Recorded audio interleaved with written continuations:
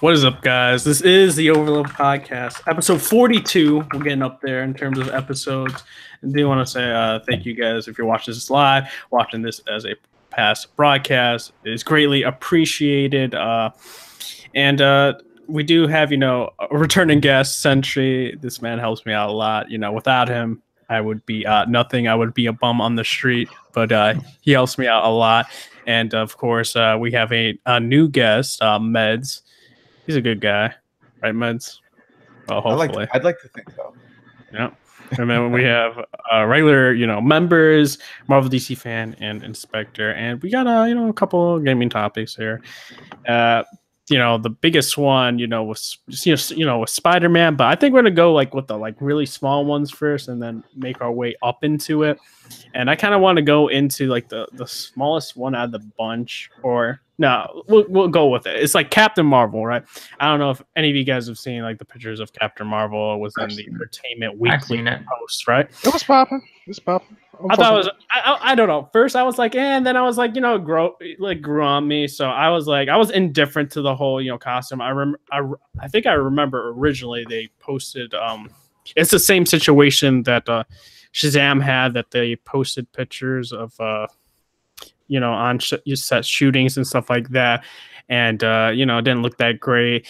But we got to see pictures. Of course, Entertainment Weekly, I always feel like they have Photoshop and stuff. But, yeah. Overall, I thought it was decent.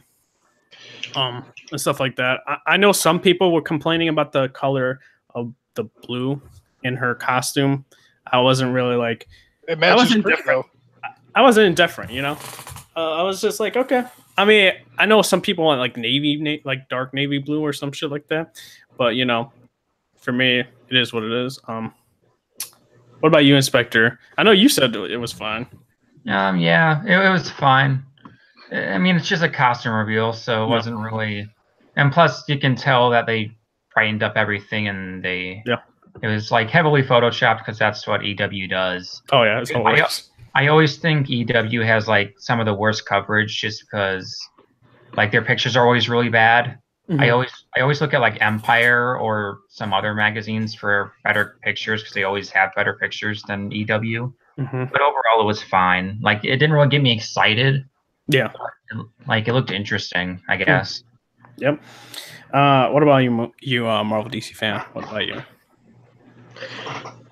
I mean, to me, it was fine. The pictures, it didn't really excite me too much, but it made me a little more interested in the movie when a trailer or something like that comes out. It makes me want to see it, kind of see what I'm getting myself into.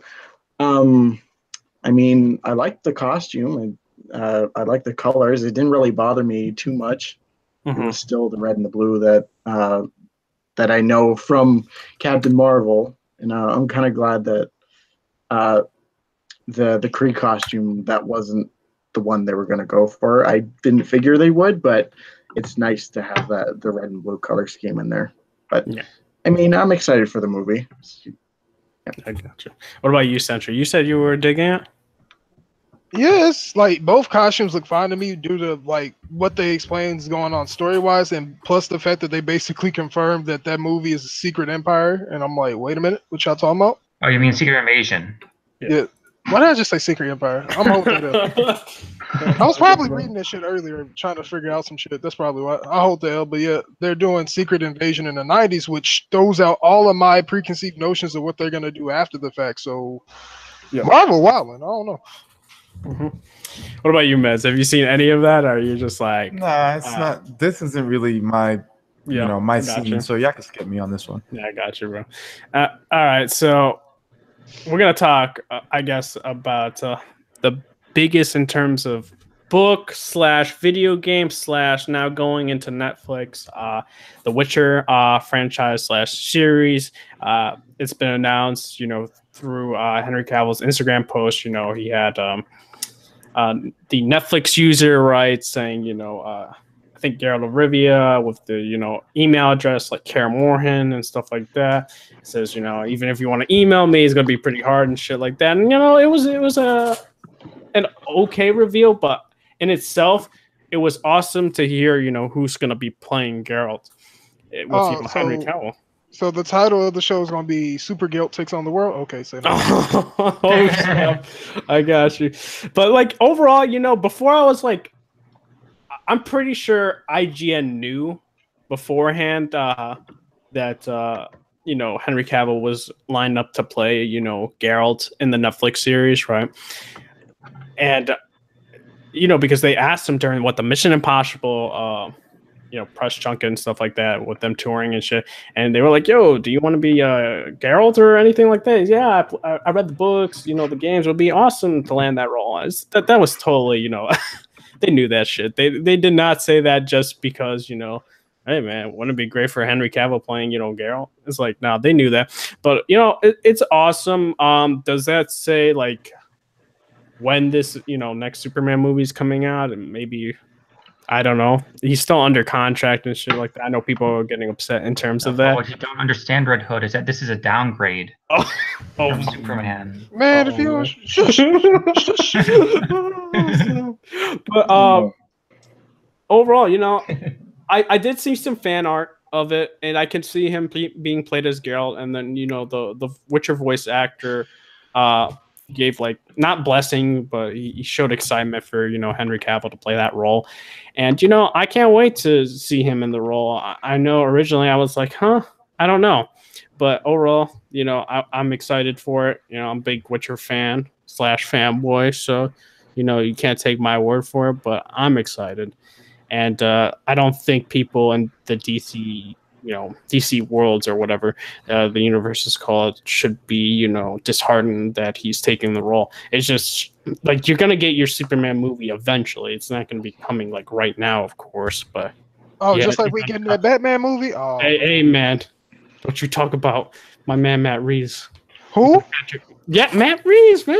Who? Shitty movie? Okay.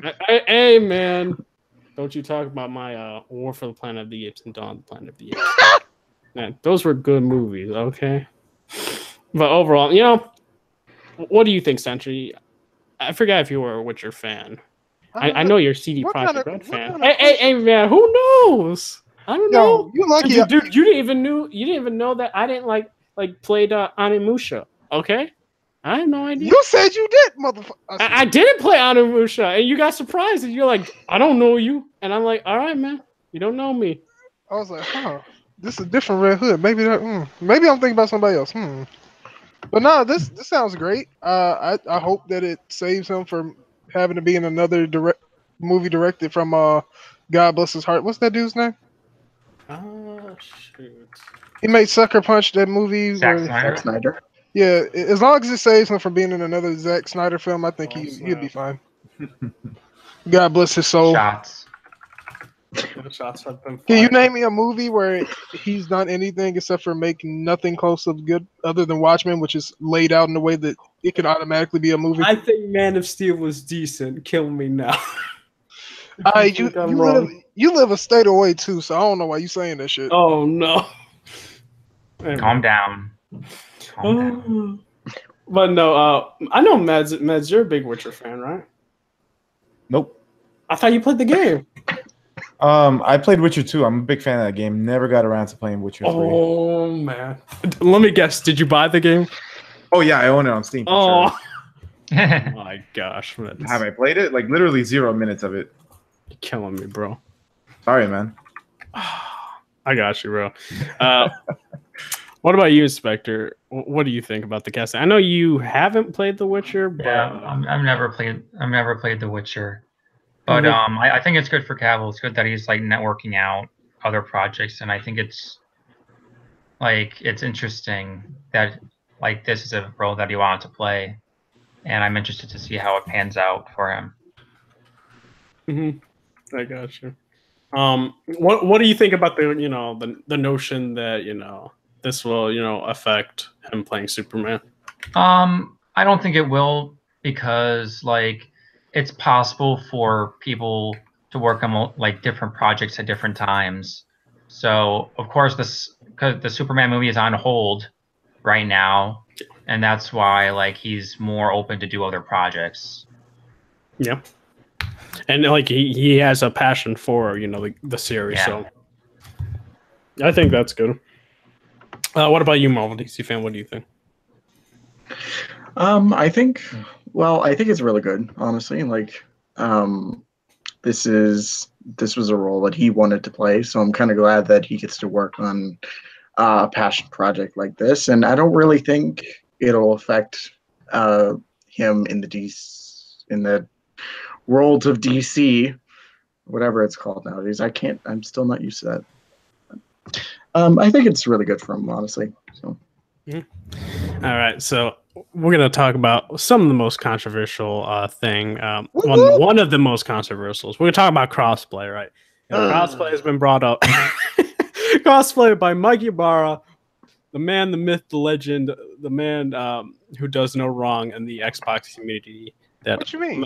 I'm saying, hey man, I said the Xbox community. That motherfucker on my friends list. We ain't never played a game together. Oh shit! Yeah, on your friends list, that's funny, man.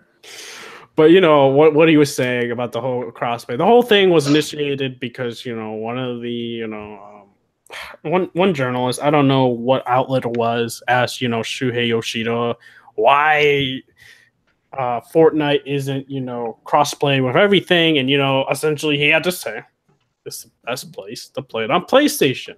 And then Mike Ybarra went in and said that he needs to be for the gamers and to unite gamers and stuff like that. And I'm just like, dude, this is a bunch of it's a bunch of business to have because okay, when we think about the whole crossplay issue, right, we could see that Xbox benefits from the crossplay as, oh wait, they don't need to get a PlayStation and then they can get an Xbox to play with everyone and stuff like that.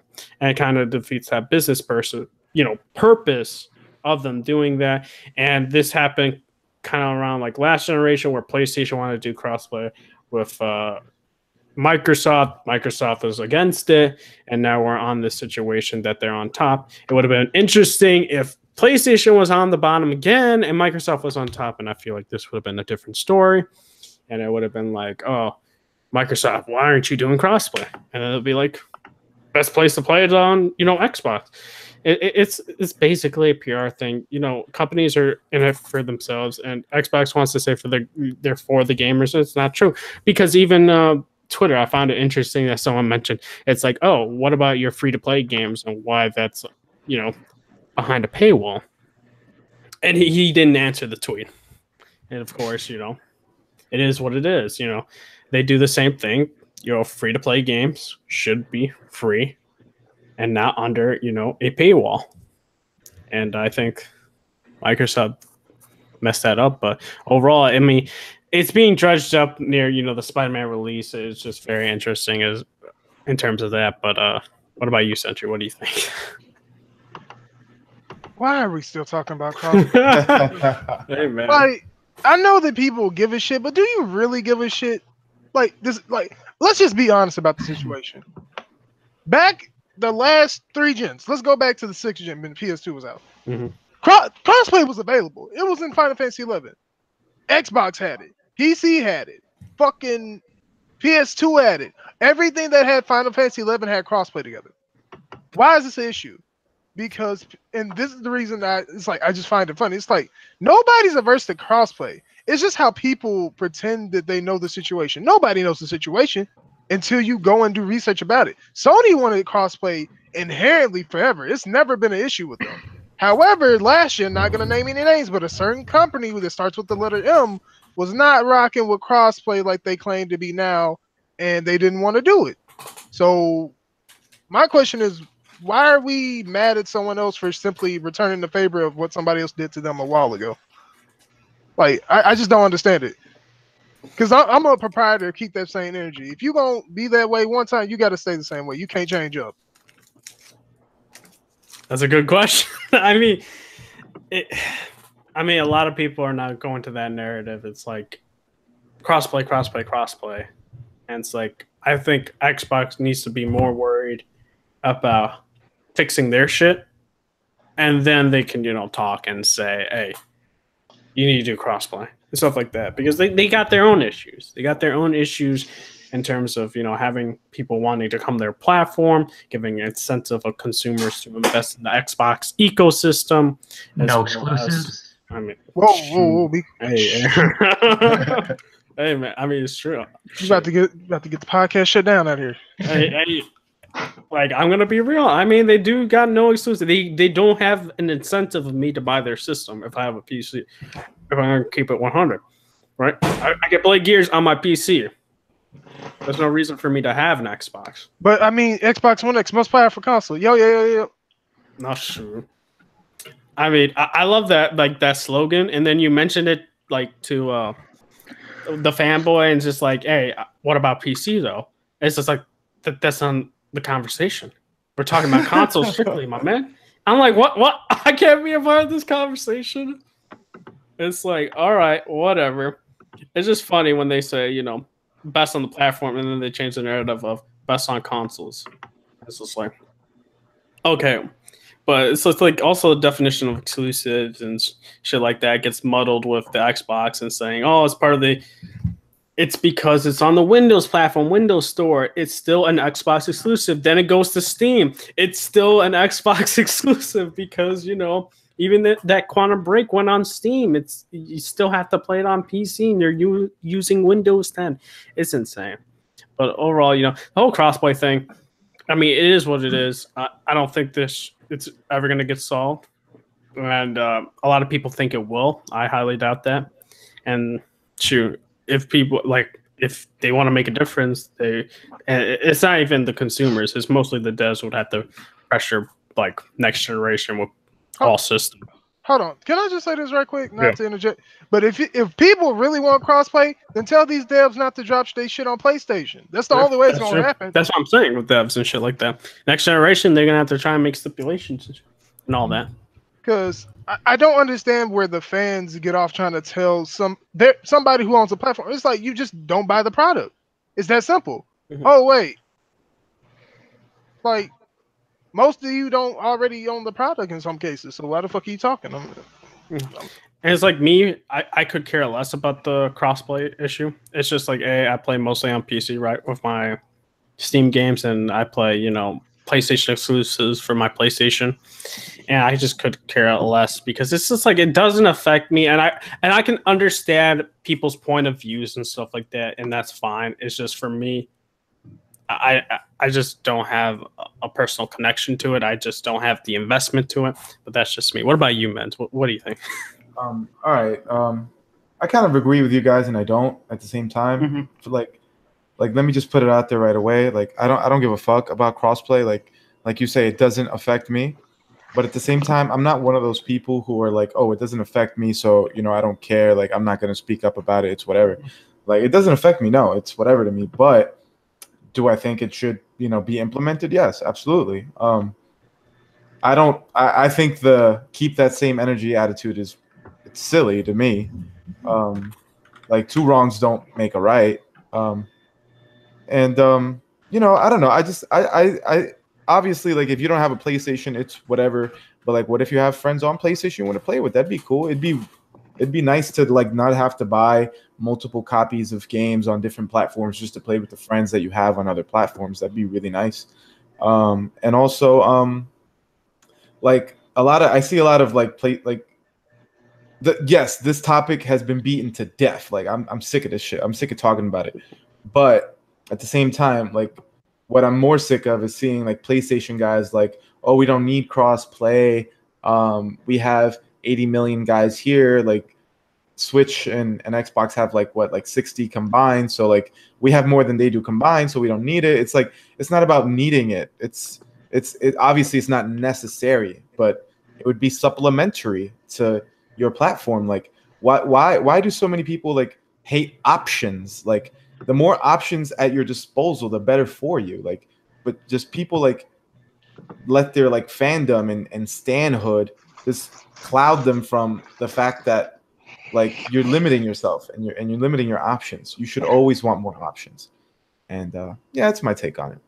Yeah, I got you. Yeah, me, it's like, you know, I don't play PS Plus. I don't play Fortnite and all those. I don't play Fortnite in general because I think Fortnite, for me, it's just like, I need friends to play that. Yeah, no, shit. I don't play like that.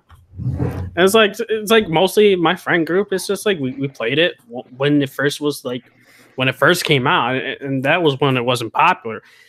And then I just felt it like repetitive and dull. I feel like that with most multiplayer games. In all honesty, for me, it's that doesn't count Destiny because when I play with you guys, it's awesome. But with me, it's just like I understand with the options and stuff, but that's like for me, it doesn't I'm not affected because I just don't play on those systems and I'm a PC gamer. But like I can understand options, but I don't think this is going to be solved by the end of the generation. I think this is going to be an issue in the beginning of the generation. Yeah, I agree with that. Devs Also, are gonna one have last to- thing. Yeah. Even if like crossplay aside, I fucking want cross progression. You know what I'm saying? Like I really, really, really do. Because like for example, in Paladins, right? I buy the battle pass on Switch because I fucking love that game. I love playing it on Switch. But like sometimes I don't feel like whipping out my Switch and playing on Switch. I want to play on PC, but I don't have the characters on PC that I have on Switch, and same with PlayStation. Like I have some friends on PlayStation I'd like to play with, but like I'm not gonna play this fucking game on PlayStation because I don't have none of these characters unlocked, and I don't have the battle pass there either. Like it would be really cool also if that were a thing as well, and across, if not all games, at least like free to play games like Paladins or Fortnite. Yeah, I got you. That'd be interesting if cross progression would be in more of the AAA games, more AAA games. But I feel like also with like GTA and Red Dead, I don't think they would. What they do, it's just like maybe I think they would because it gives people incentive to buy it on another system, I guess. Yeah, but then you also want to have them invest again in terms of multiplayer with money and stuff like that. That's will lose money if they do that. Yeah, which I'm just realizing right now when I was thinking about that. It's like they'll get money for you buying the game, but when you have cross progression, they won't get as much money as if you're starting new with a online game, like let's say like Red Dead 2 or something like that. So I think a lot of devs won't implement that. I'll say it like this. Based on the situation, the only way it'll happen is devs like either wholesale commit to not putting stuff on certain consoles, which we know no dev will do pretty much because all devs are afraid for their lives. Well, Bethesda's doing it with the card game. My thing is Bethesda, look at what they're doing. Outside of their game studio, none of that shit is selling. Let's be honest about that fact. No, not like crazy amounts, no. No, like this is the thing. When fucking certain games, like if it's not a mainstay Bethesda game studio title, it's not selling like necessarily enough to even break more than profitable, there's an issue. And they're probably just keeping the lights on with those games. I don't even think Fallout 76 will sell that much. I think that's going to be a bit of a dud. Yeah, I think people still have a sour taste in their mouth from 4. I do. Shoot. Anybody who played Fallout before 2 has had a sour taste in their mouth for a minute, but that's the point. Oh yeah. Oh, man, I still think New Vegas is good. So, well, that's the closest. Oh, that's the best one. But wait, what about you, Inspector? What do you think about this whole crossplay thing, this being brought up now again, and all that shit? I'm kind of in between you and Meds. Like, it doesn't affect me, but like I think it shouldn't be that personal where like it doesn't affect me. So because I know it affects like a lot of the player base. Because to be honest, when you look at single player story based games, like I don't want to say like the multiplayer games are the dominant games in the genre. We're going like for story based games, especially with the Sony exclusives, we're going more towards story based, but those, since they're exclusives, they have a smaller audience in these games. So I understand why this thing is a problem, but like I don't really care that much. Yeah, I got you.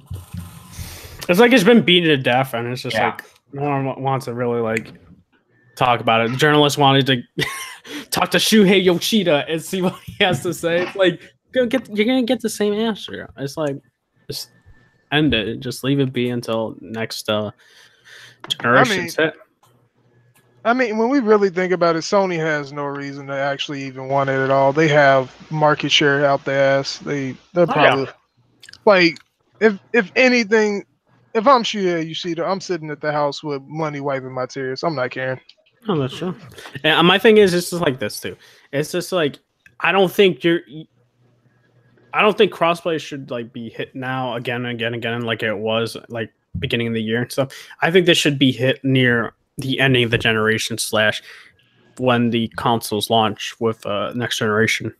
And I think devs need to implement whatever they need to implement for it to happen. But I don't think now is the best of times, I guess. But what about you, Marvel DC fan? What do you think about this?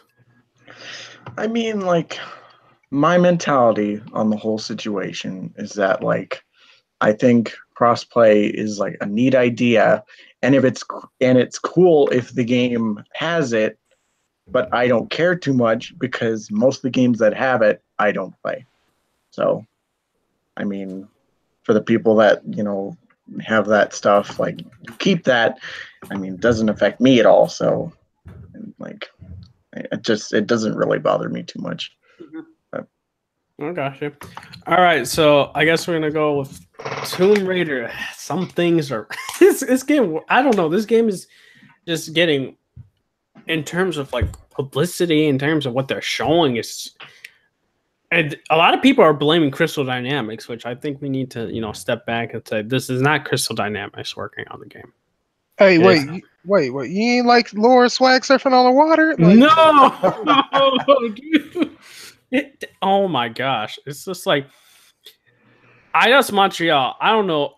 I thought they would be familiar with the engine, whatever they're using to make this game, right? And this is the same team that made Deus Ex, Human Revolution, Mankind Divided. We don't talk about Thief, though. Like that should never happen. But like, and they did some tombs for like each of the games. Right. Regular Tomb Raider and Rise of the Tomb Raider. So they made some of the tombs. I thought they would be familiar with it, and the graphics don't look on par with Rise of the Tomb Raider. And as well as like, I don't know what happened with the physics. Like the water physics is just not there. Like this isn't even talking about like technical anything. I don't know what happened to the it's just like she's in air. Like if I showed somebody, they'll be like, "Yo, is she floating in air?" Like, there's nothing. I'm like, even when she's like opening like the doors and cars, the water isn't like going through. There's like no movement whatsoever of like water, and I'm just like, okay. And then the animations are looking janky, which I'm just like, oh, what? And I said this at the E3 2018 demo. No one wanted to say shit. And I was like, I said this when Jiga was with me in the live streaming Square's press conference. I'm like, yo, I don't know about this game. And then I see a canister that's 2D, and then she picks it up, it becomes 3D. I'm like, okay, this is not looking right. And you ain't heard? Laura mastered the geometric fundament shapes of the universe, dog. Yeah. I was just like, what the fuck, bro? And then I was like, and then what makes it a lot worse, and I'm going to show the image and screen share, because this is a tweet. I don't know how they got these images from the game. I'm guessing the street day was broken or something, right? And I'm going to show it to everyone. Give me a quick sec so I can pull it up. And these are two images, and a lot of people are just like, Tomb Raider doesn't copy Uncharted. It's not, that's not a thing. And it's like, okay. I was like, whatever you say, guys. Where she's at, what she's doing, what's happening. Like, let's post this, right? Like what is this? We're seeing Nathan Drake as a kid, right? Uncharted 3. I'm seeing Lara Croft as a fucking kid. I'm like, what? Are we losing ideas now? And this doesn't make it worse. Right? What the fuck?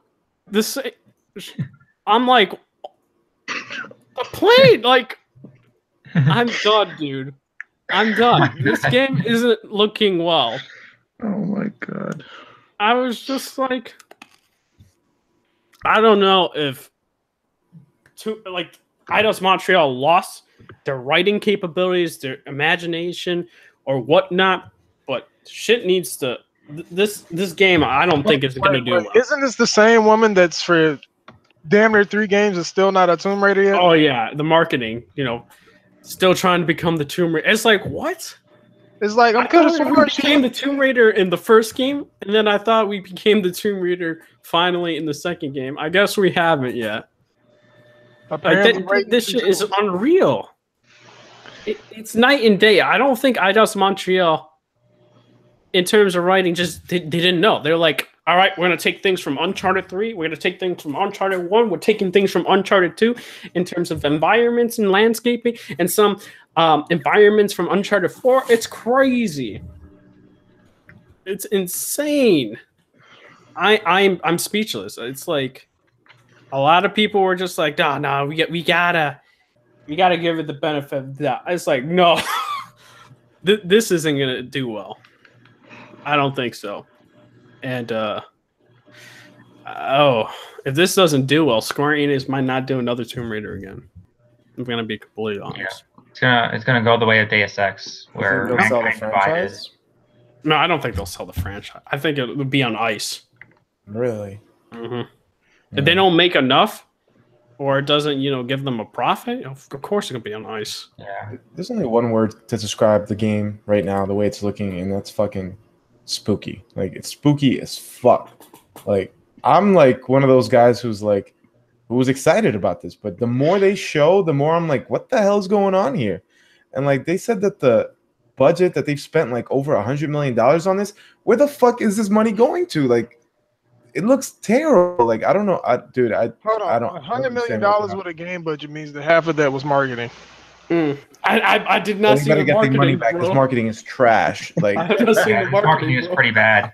Like, I've seen a lot of the Spider-Man marketing, but not Tomb Raider. I'll tell you that. Like, it's really bad. Like, I don't see where the fuck this money's gone, and I'm really, really like legitimately concerned. I'm not trying to clown the game. I'm concerned because I don't want it to bomb, but it's gonna bomb. Like, the first problem with the second game was it was dropped. Like, I don't know who at Microsoft or Square approved that spot.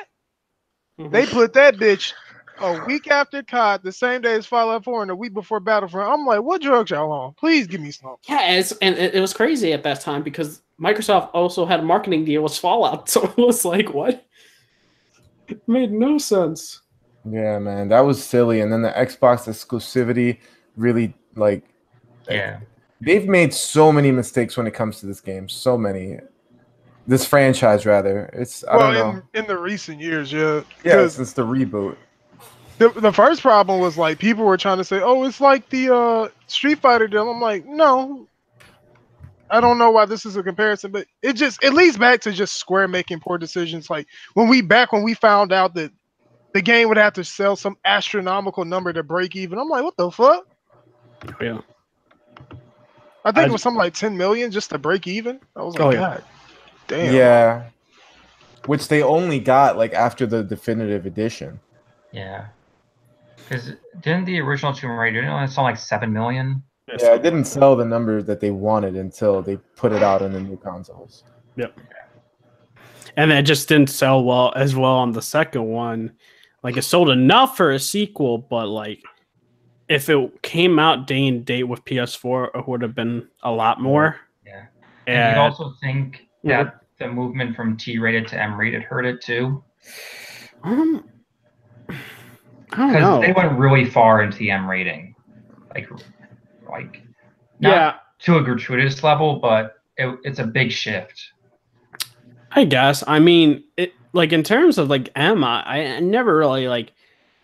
Okay, in the first one, I did see like she some dives into a lake of blood. Mm-hmm. I would say that's pretty like up there. Yeah, I don't remember Rise of the Tomb Raider 2 in terms of like the violence.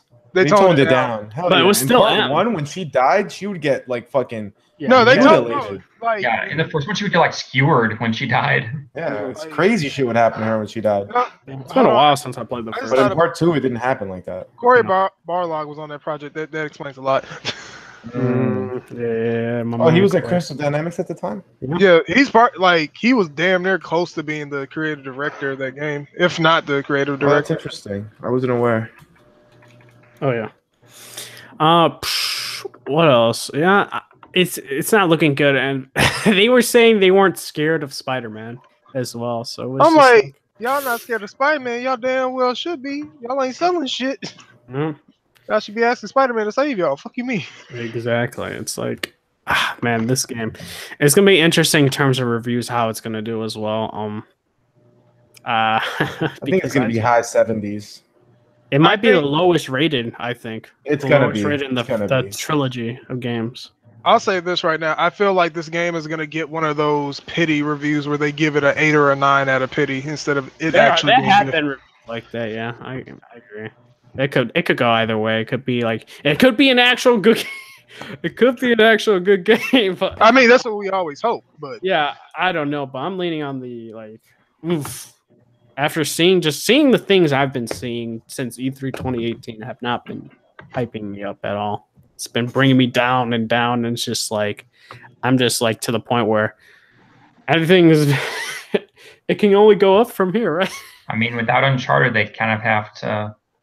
I mean, Uncharted is kind of over until Naughty Dog like decides to Revive it. get back into it. Yeah, so But it's crazy that this game is taking heavy. Like they like saying that they're not influenced by the Uncharted series, but after seeing those Yeah. images, man, like this one is definitely heavily influenced by Uncharted. I would say like the previous two, not really, but this one, yeah, you could tell.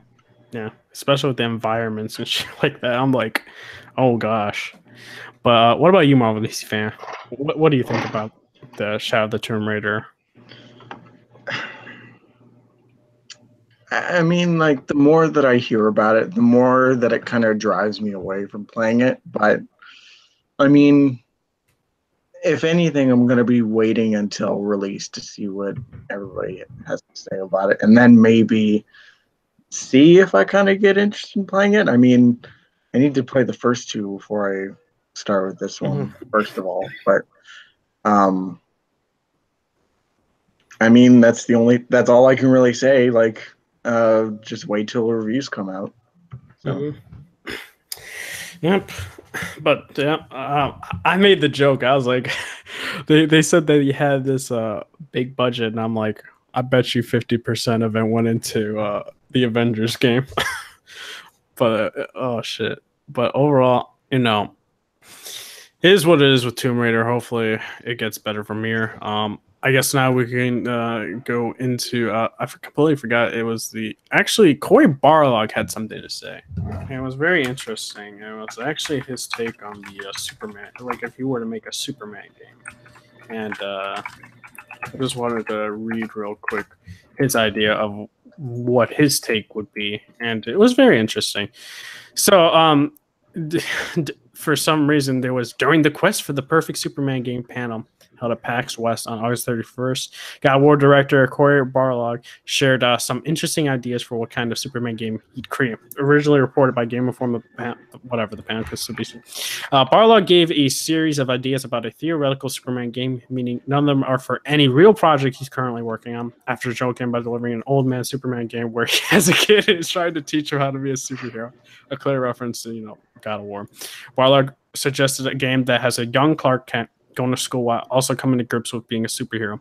I really, really love the Smallville television show, and I really love the idea of playing with this concept of persona, said Barlog. You have to go to school, but you're also uncovering that you're the greatest American hero with your powers, and it's a sort of awkward coming-of-age idea that you have to balance. Literally, you're taking tests and dealing with the social construct of high school while also figuring out what does it mean to have these powers. wait, What? so what I just heard disturbs me. So does that mean that Crypto's gonna be like, it's time to go to bed? Because I'm not about that. Like Persona? Oh man. I'm really not about it. Oh shit. That would be amazing. Oh, but no, it would be hilarious if Crypto would talk like that shit. But I don't want to live on this planet anymore. Oh, man.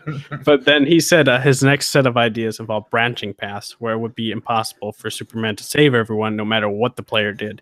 Superman could even hear the pleas of help from characters all over and will be torn between trying to save everyone but still coming up short. I think the best thing you could do with Superman game is to kind of explore the psychology of what it would be like to be a person who slowly begins to realize that he can't save everybody. As the game progresses, as you do these sort of good deeds, everyone starts asking for help, and this is where it really starts to unravel. Say there are 4 people who need to be saved. At your best moment as Superman, you could save 2. That means 2 were not saved, and that weighs on him. It's not that people that he actually saved, it's the 2 people that he didn't save. It's the 2 crimes that he didn't stop, and the suffering that comes from that. You realize as Superman that the brute force method of fisticuffs, the idea of just flying around and constantly trying to chase your tail to save people individually, is not working. You have to try to figure out a different way, because the ultimate goal psychologically to maintain some kind of sanity is to actually try to save everybody, which is a great idealistic, fantastic concept, but fairly not possible. Ultimately, Barlag would have Superman run for a sort of president of the world so he could try to bring everybody together, saving them indirectly. The idea would be that he needs to reach out further, save more people, but really it's to teach a person to fish mentality instead of constantly bringing them fish individually, helping us all by helping us help ourselves. Barlag did give a few details on how things might play out and shared other ideas on how to keep the gameplay interesting over a longer span of time. You're still doing a lot of active things. You're still saving people. You're still having great battles with bad guys, but there's fallout after that. You have to think about what happens after a giant fight. I would not allow you to fly for like 7 hours so that when you got to fly, it would be the greatest thing you ever felt in a video game. I would never tell anybody that we were going to let him fly so that everyone would think we were making a Superman game without flying. And that was really his ideas. I found them interesting. I think Corey, in terms of writing, is like one of the best writers in the gaming industry.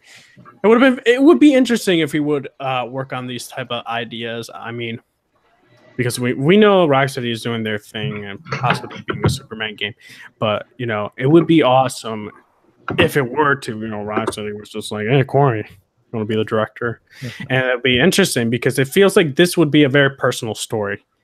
With Superman and having these type of gameplay elements of trying to figure out who to save and stuff like that, and that weighs on him, and like having that time of flight, like he's saying, like it would be an amazing feeling.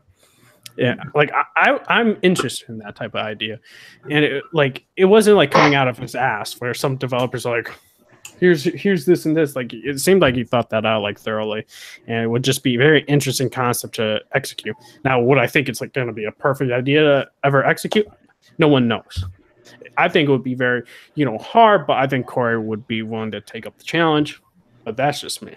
What about you, Inspector? You're a big DC guy. You're a big. You read, I believe, the Brian Michael Bendis Superman run and stuff like that, and all the other things. Like, what do you think about his ideas? I think it's interesting, but I think the way he described it kind of made it. I mean, it was interesting. I can't really word it, but I don't really agree with what he says.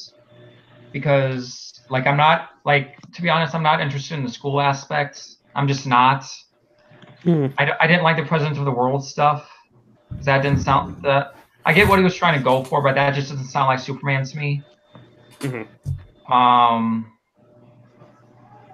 like the fact that he says you can't save everyone, and saving everyone is very idealistic. Yes, but Superman is an idealistic character. So it makes sense that he would want to say, well, and he doesn't save everyone.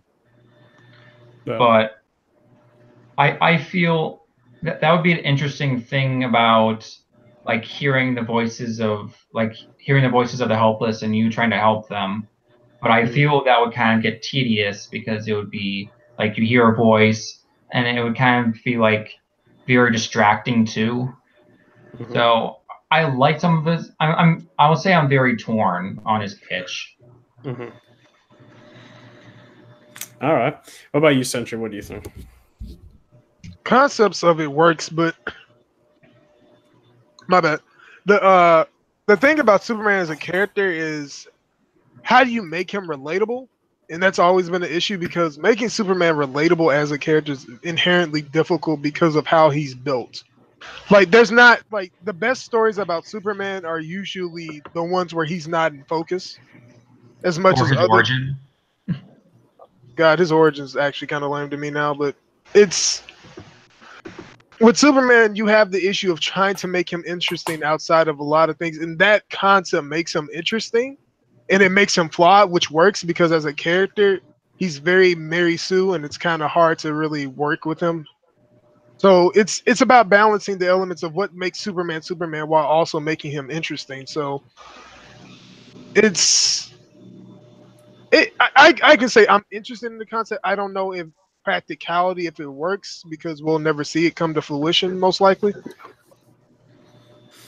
But it's definitely a cool and interesting concept. What about you, Mez? Would you want from these concepts a Superman game made by Corey? I mean, Corey. I would love if Corey made half the story-based games that are coming out, but he can't dip his finger into all these different pots, you know. So, if I would have to choose his next project, it definitely wouldn't be a Superman game because, I mean, personally, Superman sucks. So, Damn. you know, forget about all that. Oh, But that's man. just one man's opinion. I got you, bro. All right. What about you, Mo, DC fan? What do you think? I mean, I'm kind of on the same level where, like, his pitch and his ideas are interesting to say the least, but to me, like, I don't think it would really be kind of like interesting to me particularly. Like if any, like if I want a Superman game, I would rather have it where like he is kind of like adult Superman. Like I don't think I'd really enjoy or be invested in a game too much where it's just teen Clark sort of thing. But I mean, it's interesting. I mean, that's all I can really say about it. But. I got you. All righty. So we got the esports. Well, no, we can go with Anthem real quick. Anthem. You know, a lot of people are torn with Anthem. Some love it, some hate it. Some people think, you know, Destiny will always be better than Anthem. And we'll talk real quick of what BioWare has to say with their complete package on day one, says producer. So speaking to the executive producer, Mark Dara says he feels consumers will be getting a good, valuable game when Anthem launches. And while more content will naturally be added post-launch, Dara promises there will be plenty to keep players going for the long haul right out of the gate. We would be able to play for months and months, even if we weren't then layering a live system on top of it, said Dara of BioWare's launch day goals for Anthem. So I think it's an excellent value right off the start. You know, for 4 exosuits, a complete story. So both, I think it's a complete package, but it's also the starting line of an experience as well. And he also says, I think in the last year, you've seen a couple of games launched that weren't in the same kind of space that you would have thought, okay, this should be fine, but that didn't work out. He's basically, you know, talking about Bungie and stuff like that.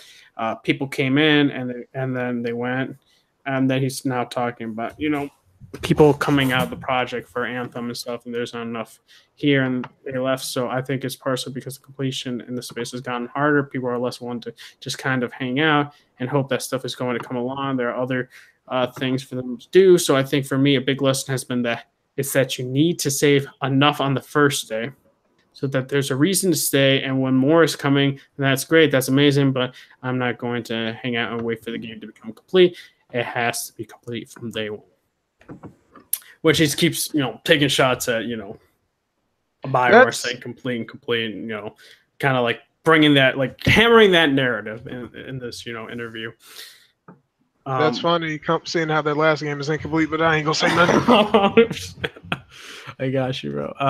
We don't have to wait for full expansions anymore like our previous games, let alone other games in the live service space. Gamble said in the same interview, if you look at Dragon Age or Mass Effect, you'd have to wait 3, 4, 5, 6 months, sometimes between big updates. We don't have to buy that by anymore. We can actually week over week trickle out content. Anthems can also look forward to getting Anthem Story DLC for free. And also, they did announce that you're only going to have 2 dialogue options. And to the extent of the dialogue options, I have no idea. It could be yes or sarcastic yes. But I don't know what to say. It's like, it's all good and dandy. And they want to say this is going to be a complete game. You're going to have week to week, story stuff. And it's just like, but like, how is that possible? How is that feasible? You know what I mean? Like, does that mean that they cut content and then put it, DLC? Or I don't know how that works. Because I can understand a DLC that comes out a month later after a game that goes gold, and they make a DLC after the game goes gold. Because they mass produce, the disc and stuff like that when it goes gold. And then they keep working on the game. I mean, I guess they can work on it after it goes gold and keep trying to make the story DLCs, but then will the story DLCs be long, lengthy? I have no idea. But it's just interesting that, games like, Mass Effect 3 had a big issue with the ending not being complete and not giving final resolutions, as well as Mass Effect Andromeda's issue with the game not being finished in terms of like animation department and stuff like that. And this coming from me, I played Destiny, stuff like that, and it's like, yeah, we did, have problems with the longevity of the game until big updates came out, and then it came back. But it's just like they haven't proven themselves, to say stuff like that. Right now, we're just taking them at their word and all that. And we know, EA is bad, but that's like really my thoughts there. I mean, right now, I can only say they could be telling the truth, they could be lying. But right now, they're not in the greatest position to say, like, or for the consumers, we will always keep updating our games. They're with EA after all, so that's just me. What about you, Sentry? I know you're big into Destiny and stuff, and what do you think they have to say? Funny thing, no, this is the thing. Funny, and this is the reason I love Ubisoft and Bungie a lot, because Ubisoft didn't let any of these words fly out their mouth when they were doing the first Division game. They just said, we're making a game like it, and we hope it's good. And my thing is, everyone has a plan until shit gets fucked up or shit doesn't work right. And I'm like, you can say all these platitudes and shit, but in honesty, it doesn't mean shit because you're going to learn what everybody else learned. Content is hard to make quickly. And we know that you've been having issues with using Frostbite as a main engine to create content because we found out that you stole content from Andromeda and put it into fucking Anthem. This we know for a fact. Mm-hmm. So off the rip, we can't trust the word you're saying. No. Second off, your last 2 games have been either it may get good reviews at first, and I love Andromeda, and I think Inquisition is novel in some ways, but all in all, those games are very much flawed, and people look at them as inferior products to games that came out after the fact. When it comes to Dragon Age, people look at that game and like, it came out a year before The Witcher, and now that they look at that game, they think it's shit. Mm-hmm.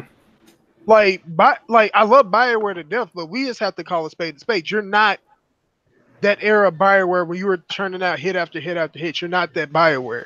You're nowhere close. So saying these things when you have no platform or way to say it based off of the last couple of games, like that's like Bungie saying this shit. Like we can say what we want about Bungie, but Bungie's never claimed to be this all amazing developer. They just go by the name. If we made Halo, that worked out for us. We've been honest about our mistakes. Ubisoft the same way with The Division. I can only go back off of what people have shown me what they are willing to do and how they do it. Division started off rough, same with Destiny. They both course corrected and made changes for the better. I can't say anything until Anthem comes out and we'll see. But based off of BioWare's recent track record, I can't trust shit. Yeah, I mean, we can't really like say. We just have to see the results and see if not, they're gonna get a shitstorm. I'll tell you that. I mean, there's gonna be a shitstorm regardless because it's an EA game. Yep.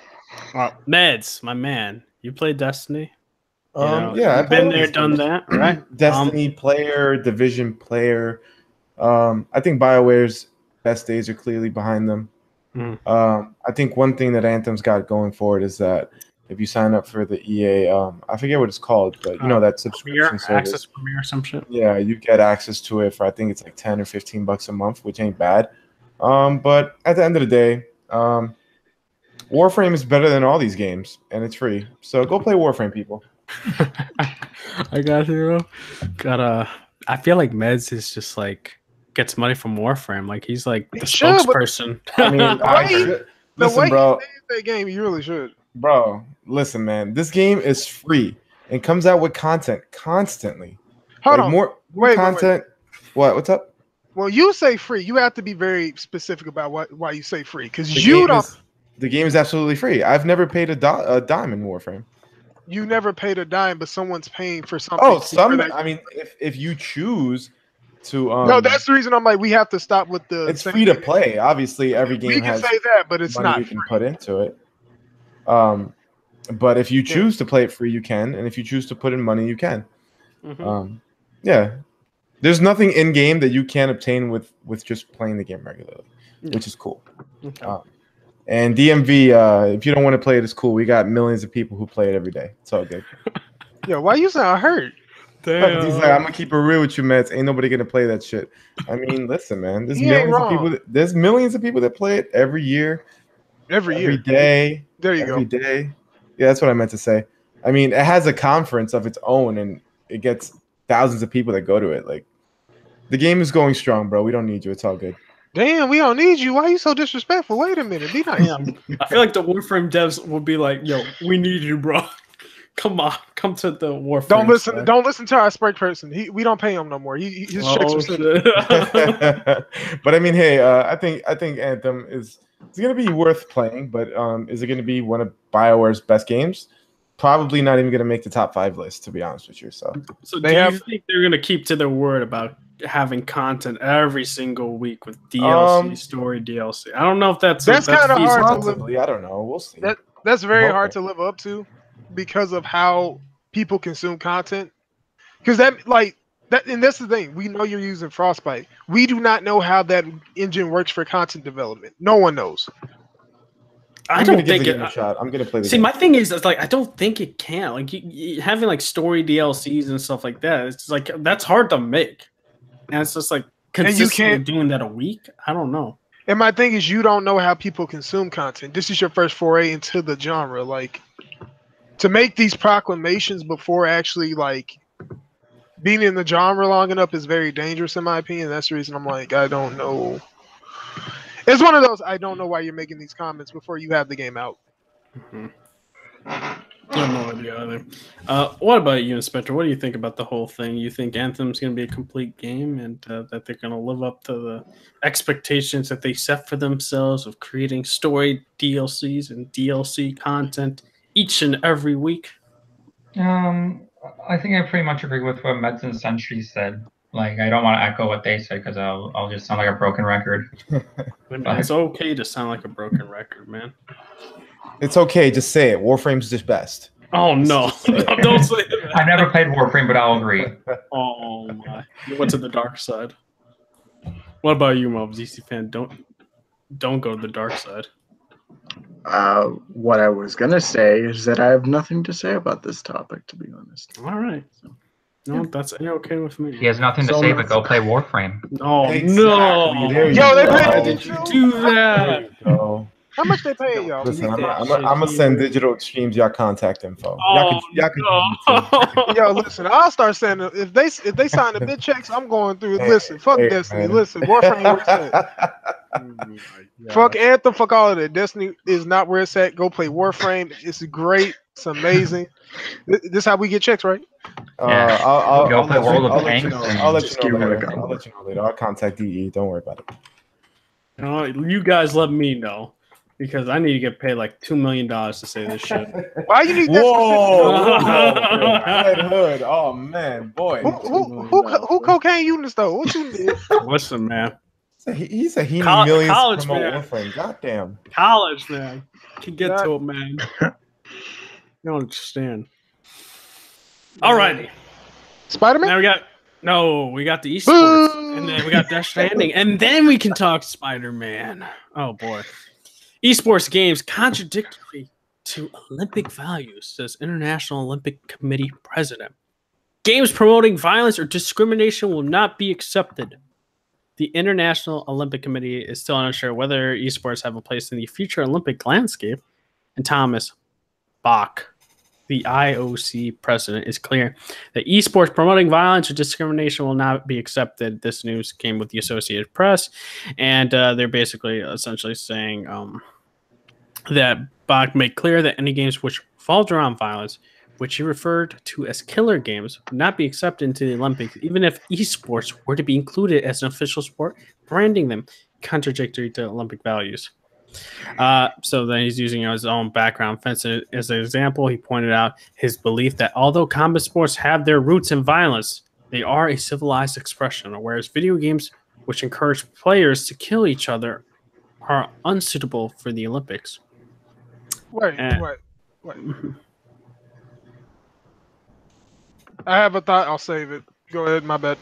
I mean, it just says, that Kenneth Falk, the president of the Asian Electronic Sports Federation, placed fault with a bigger issue of gun control and access to guns rather than blaming esports. And that's about it.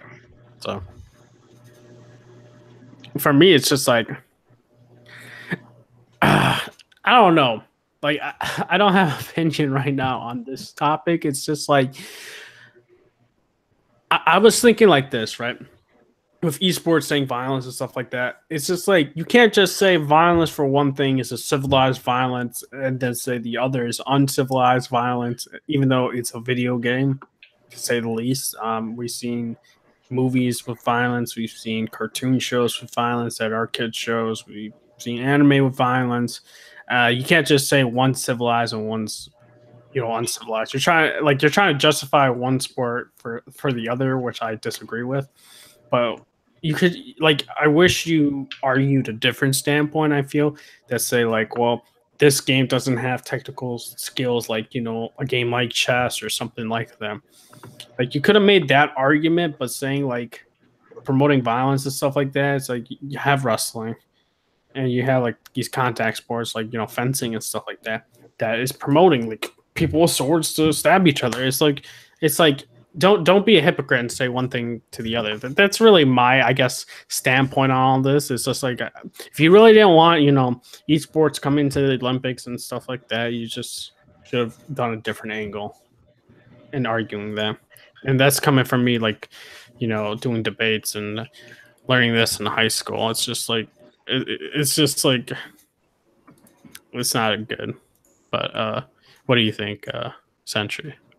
At this point, I'm kind of indifferent about the whole thing. Mm-hmm.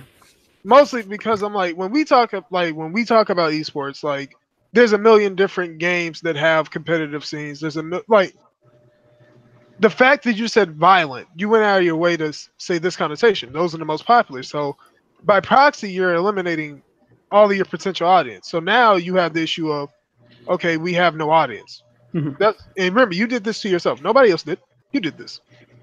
So I don't want to hear, oh, we want it, but you can't have this. You can't pick and choose what you want. Sometimes you can. This is not one of those things. That's like me trying to pick and choose what type of girl I want, but I don't want her to be nitpicky and shit. I don't get to choose that. Yeah.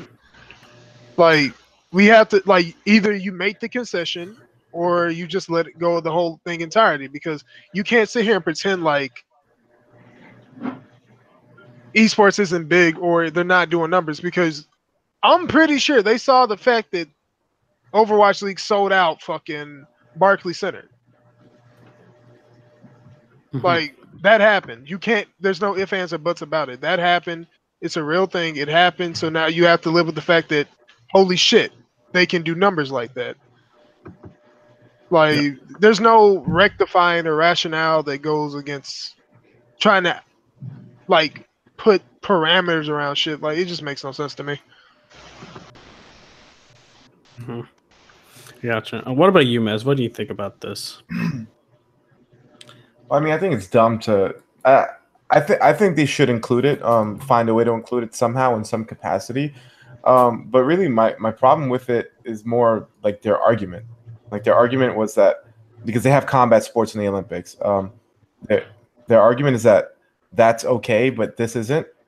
Listen, like talking about promoting violence, like bro, like I'm a martial artist, and yeah, there's respect involved. Yeah, like before I spar with anyone or even just do drills with somebody, we batter each other.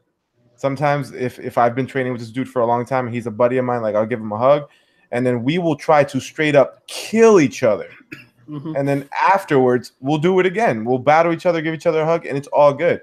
But in that in-between space, we're trying to fucking murder each other. Whether it's Brazilian Jiu-Jitsu, or whether we're wrestling, or whether we're boxing or doing Muay Thai, we're going to try to kill each other. So to pretend like that's not violent, like, no, there's a lot of fucking violence involved. Like, and definitely way more violent than freaking on-screen avatars shooting fake guns at each other. It's not even truly happening. Like, and when you're doing this stuff, like, there's real damage being done. Like, I just broke my hand like 2 months ago. Like, it happens.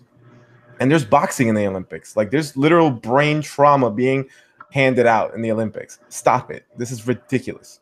This is ridiculous. Like, if you wanted to keep esports out of the Olympics, that was the wrong fucking argument to make. That's all. That's my only take on it. I got you. What about you, Inspector? What do you think about this whole thing? I agree that the argument was really stupid and ignorant of the people, saying that it's whatever with violence and stuff. It's really stupid. I have really nothing else to say. I got you. Yeah. What about you, Marvel, DC fan? I mean, just like you guys, the argument for that was just like, it was just downright stupid and idiotic.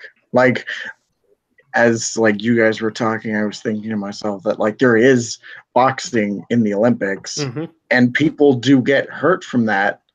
So to point out that esports is promoting violence, that's bullshit. But I mean, like, it's kind of a double-edged sword in my sort of thing. Like, I don't know if I would want to associate esports with the Olympics, but I mean, I don't know how to put this, but like, and it's just, I don't know. Like, that argument's dumb, but I don't know if I would want esports with the Olympics. For me, it's just like, you can't just say one violence is civilized, the other is uncivilized. Yeah.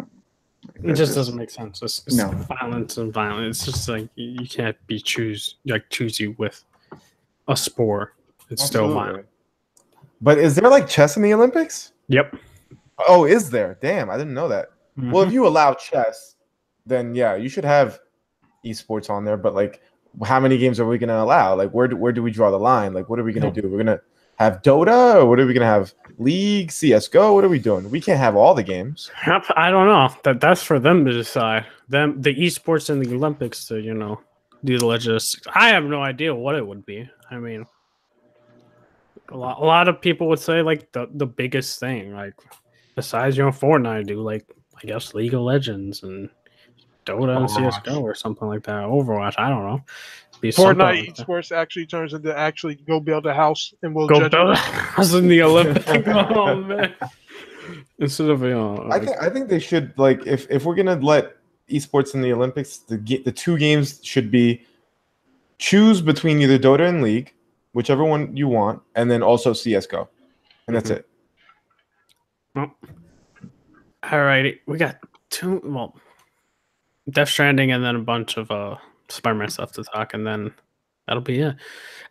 So Death Stranding is coming to TGS 2018 as part of a stage event. Supposedly that they're gonna have like the Japanese voice actors for the games to be there, and supposedly more details will be announced prior to the event.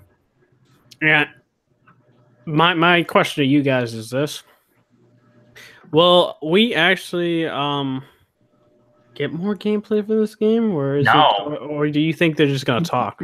Maybe. No. Because they're just gonna talk. You think they're just gonna talk? All the Japanese guys are just gonna have some tea and just be like, "Hey, that Death Stranding, man." Yeah. What about that? What about that baby? That baby, Yeah. man. Dude, they have those photos. They have like I'm looking at one of the photos, man. That woman got the baby. I'm just like, what? All right, man. I'm digging it. But overall, it's like I don't know. Who knows? I mean, Kojima might do something. He has done this in the past with like Metal Gear Solid 5 Ground Zeroes, as well as Phantom Pain. He has shown things, for TGS. I think there's going to be something because he hasn't been to TGS, and when he does stage stuff, he hasn't shown any gameplay or any trailers, and I think he might do something along the lines of it because we've had it in the stage where he talks about the rope method and stuff like that and how it's going to work in this game.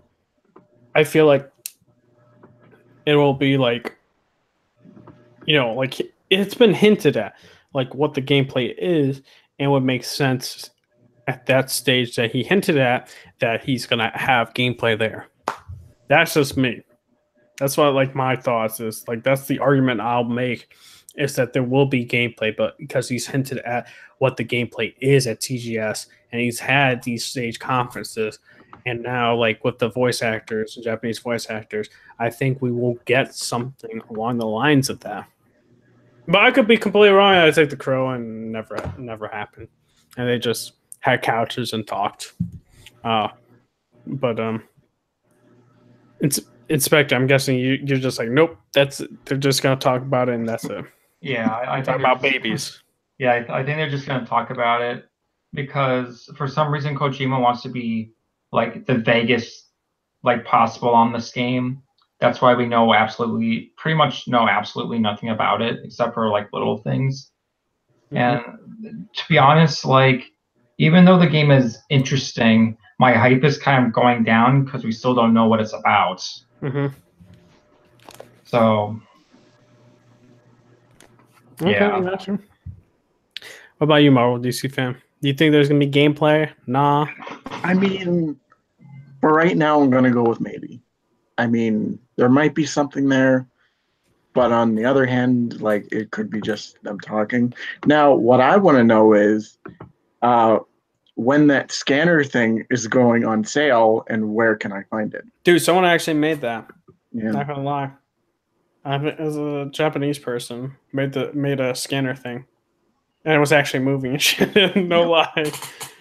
But I was like, gosh dang, how did someone make that so damn fast? But I want it in my house. So, oh man. You say that now until fucking black liquid cases start popping out Oh your foot. shit, dude. I guess, yeah. So, Might as well take a video of it. yeah. Probably go viral and shit. Just see some floating Black corpses liquid inside. creatures are in my home. Someone come out. God, man, 911. Just like upload that shit. And it's like, yeah, we got that video. Well, DC fan dying, but shit, man, that shit was popping. Oh man. Hey, don't. Red Hood Hikey about to monetize.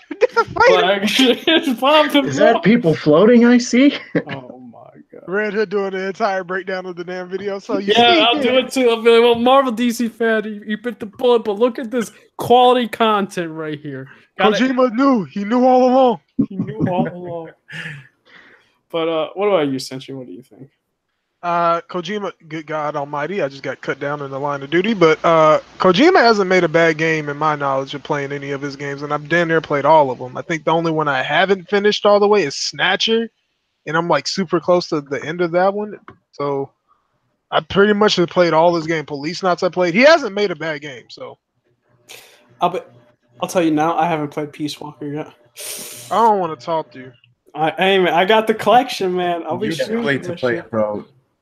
Like you should have played it at the time because now it's rough looking at it. Mhm. Yeah, it's a PSP game. Yeah. You could be like me talking about still in a dream, Snake Eater on some dumb shit. Oh man, I feel you. Well, what about you? What about you, Meds? What do you think? I don't think they're gonna show anything, man. It's not gonna be any. If you're tuning in to see something new on that, don't. Oh man. Oh, also one thing, Konami. Oh shit, Konami announced their lineup. I completely forgot. And I'm pretty sure I'm gonna make sure I'm not wrong because I don't want to take a no. They talked about their lineup at TGS. Konami lineup TGS. And I heard it's not good. What they gonna show us? Pro Evolution I Soccer. heard it's a lot of like fucking phone games. Yes. Here we go. The Konami titles. Dankira, Boys Be Dancing, iOS and Android. Boys be dancing. Nephew, Boys Be Dancing, man. nah, why ain't that nephew? You just didn't say boys be dancing. That's what, That's what he said. Nephew, delete, Oh, no, man. nephew, delete the podcast, delete your Delete it. Hey, channel. man, this Delete is this, their nephew. game, bro. Nephew. Oh, man. And then you got E-Baseball, Jokoi, Powerful Pro, Yakui League. This is not the wave. Yeah, this And ain't then- it. This ain't it. And then you got Hina Beta, Bon Meshi, streaming music CD. Huh? I don't know, dude. And then you got Hypo Sports Art, which is on the Switch. Playable stage novelty.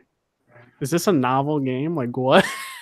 I'm What assuming. kind of drugs Konami did this weekend, baby? Oh, dude, they got another one. They got Jakui Powerful Pro Yakui, and it's not League. Oh It's for the baby, what is iOS, he doing, Android. baby? Oh my god. Oh man, this one's the best one. Love Plus Every, iOS, Android, playable novelty. This is novel game. What? Then you got Pro Evolution Soccer 2018. That's iOS and Android. Pro Evolution Soccer 2019. Snake Pass. That's I thought you was about to PS4. say something else. Switch. When you was hyped that they was actually not gonna release some bullshit for once. Oh man, Snake Eater remake. Oh, I would love that. Oh, we Playable. already got that. I thought you heard, baby. Yeah, pachinko machines don't count, bro. Those Little graphics pachinko, look baby. nice. Not gonna lie. You fucking with the pachinko? Cause I am. Fuck the pachinkos, dude. And then you got Super Bomberman, even though I don't even think this was originally on the Switch. I know it was a Yeah, that came out on Bomberman, the Switch a while ago. but they're saying Super Bomberman R. I don't That's know the if there's a one. difference. That's the one. What's it coming to now? PS4, I'm guessing, and Oh. it says Switch there, but I'm assuming it's PS4 coming. It's Too. already out on the Switch, so yeah. Yeah, that's the one that came out on Switch. And then you got Yu-Gi-Oh! Duel Links on iOS, Android, PC. That's already out too. What are they doing?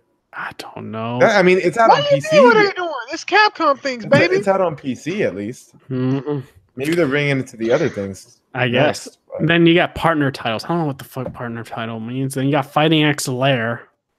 Wait, Don't you dare badmouth that game. I just looked at Super Bomberman R, and it came out on PS4 and Xbox One in June 2018. So what are they showing? I don't know. It says that's their lineup, bro. Warzy, what the fuck? I don't get it, man. Silly. Yo, Konami, who y'all president? Me and him need to have a convo, bro. Yep, and then you got Legends of Heroes, Trails of Cold Steel 4, Mantis Burn Racing, and Kogado Studio Shimarasu San Team, a new title. And the Yeah. podcast player.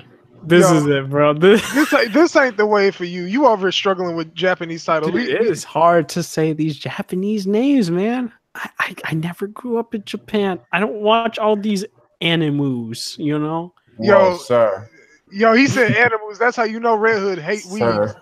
No, I'm just kidding, dude. I like anime. Yo, I like Red to Hood, do that shit. I'm no weeboo, okay? you're a whole racist. Look at you. Listen, Yeah. listen, man. Okay, let's be real. I watch a lot of My Hero Academia. Hey, watch a lot of what? I've been watching My Hero Academia. it's academia. Okay. Oh, I'm so sorry, bro.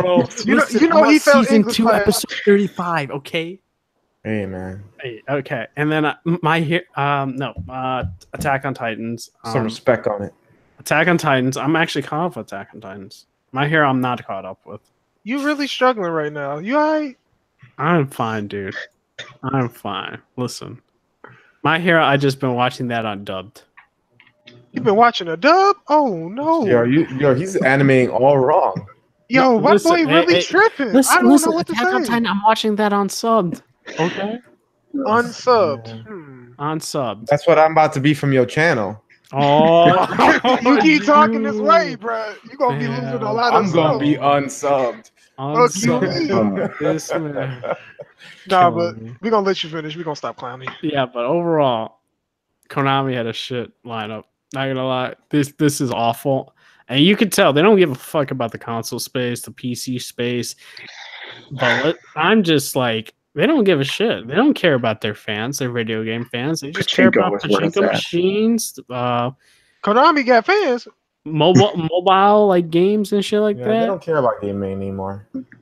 They're all about life insurance and shit. And There's one game that they care about, and it's Pro Evolution Soccer. That's it. Yeah. Pro that's why I said they Evolution need to Soccer. sell Silent Hills. They need to sell. Silent Hill, sir. Not See, Hills. they won't do all that because No, they're no. making pachinko machines out of all these franchises. They need to sell Castlevania. They need to sell Metal Gear. Why would you sell Castlevania when you get that poppin' Netflix series? Do they even make money off that? Ooh, of course they do. It's their IP. Oh my god. Yeah, they do get a cut. That's coming next month too. Yep. I'll be Just in watching. time for Halloween. Yep. And Bloodstain got delayed to 2019. By the way, Motherfucker! I'll kill this bitch. yeah, it got delayed, bro. No, I'm not angry about that, but yeah. Oh, well, I am. I am. Mate. No, but it's like it's a Castlevania game. I'm gonna play it when it comes out. I ain't worried about it, baby. Take as much time as you need. Man, but overall, it's just like Konami breaks my heart, man. Man, They- hold on. they just Listen, not- no, just rhyme with your boy now. Fuck Konami. They Yeah. used to make good Yeah. games. Fuck Konami. They Konami, man. To watch Konami be like, yo, this podcast, we're shutting this shit down. Like, Listen, that would be hold on. pissed. Y'all get the exclusive Fuck Konami song. Fuck Konami. Oh man. It's really sad how far they've fallen.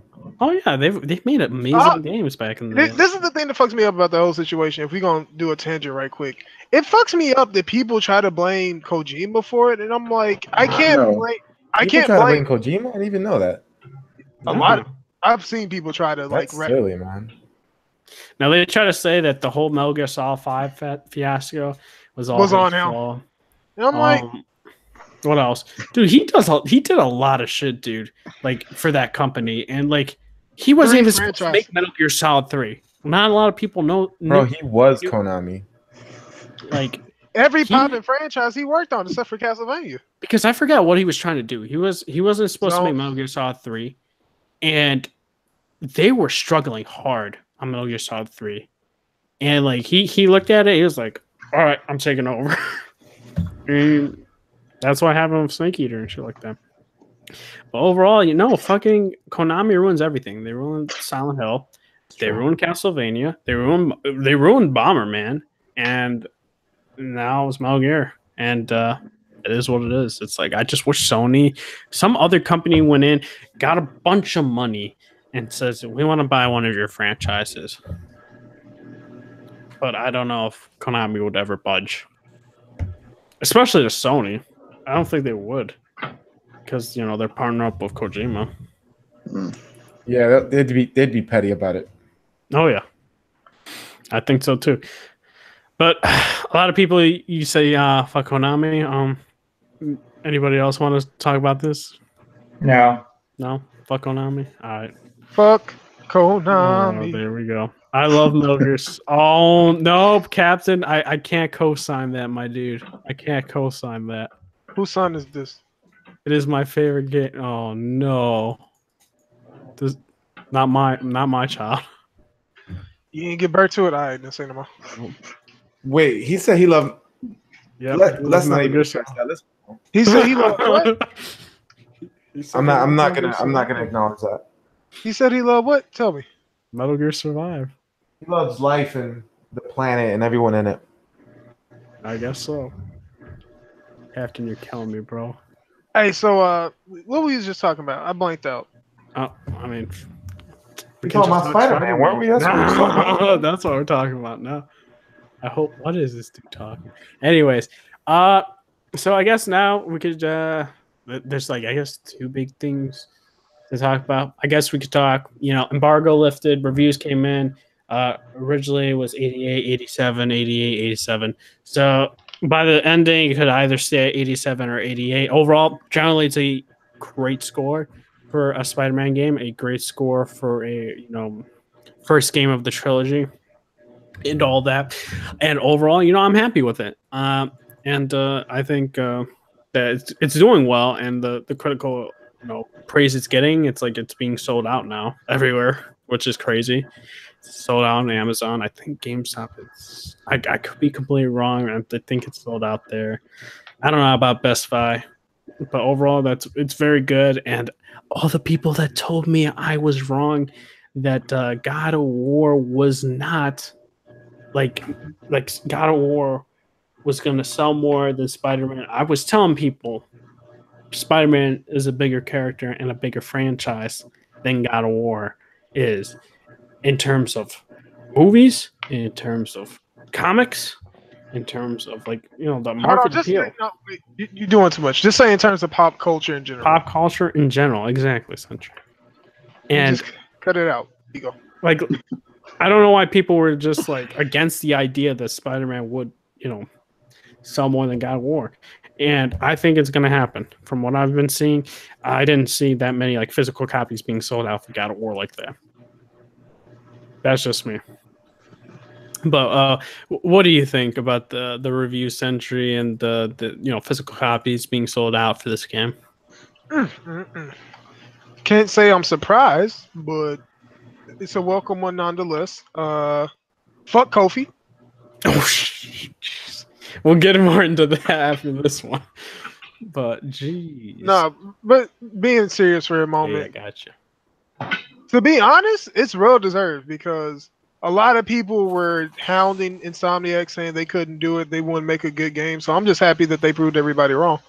Now Who said that? There were people that doubted. I don't want to name no names because not all of them are on YouTube and can defend themselves, and I would feel like that would be wrong in the first place to do. So let's just say that there were doubters. All right. Yeah. What about you, man? What do you think about the score and the physical copies being sold out? Well, I don't know. Oh man, you can't quote Nickelback. No Nickelback here. Look at this photograph. Oh wait. Nice. You remember that Hero song from Spider-Man? Yeah, from Spider-Man 1 at the was it end credits or near the end? That's a good song. I'm not gonna lie. Anyway, Red Hood, don't you're claiming a victory that hasn't happened yet. So I'm saying it as a Spider-Man fan. Maybe don't claim it just yet because the game doesn't even come out yet. So don't claim a sales victory. So for a game that I'm not saying a victory. I'm saying it's gonna break it. I think it's gonna beat it. But you're acting like you already won, man. Let's cool the jets and wait until a few weeks. I'm saying it's gonna happen. And about the reviews, I'm very happy. I knew this was gonna happen. Like, this is Insomniac. Insomniac makes nothing but really, really good, high quality games. Like, so it was very much expected by me. And 87 sounds fantastic. I'm happy for them. I'm happy for everyone. We're all gonna get a fantastic game. Mm-hmm. I'm at shout out to DMV fan. And there was a downgrade. So. Look at it. We're going to talk about this later. There was a downgrade. Hashtag Spider outsells God of War. No, it was an artistic change. Well, it looks worse to me. That makes all right. We're going to talk about it. We're going to talk about it. Let's after everyone's opinion here now. Marvel DC fan, what do you think about the score, and are you repping hashtag Spider outsells God of War? Okay, I'm gonna start with reviews first, just to get that out of the way. But I mean, I'm really happy for them. I mean, that's still 87 it's still an incredible score, and I'm really happy that they accomplished making a great Spider-Man game. And I mean, in terms of outselling God of War, Maybe, yeah. But I mean, that's all I can really say about it, is that I'm really glad.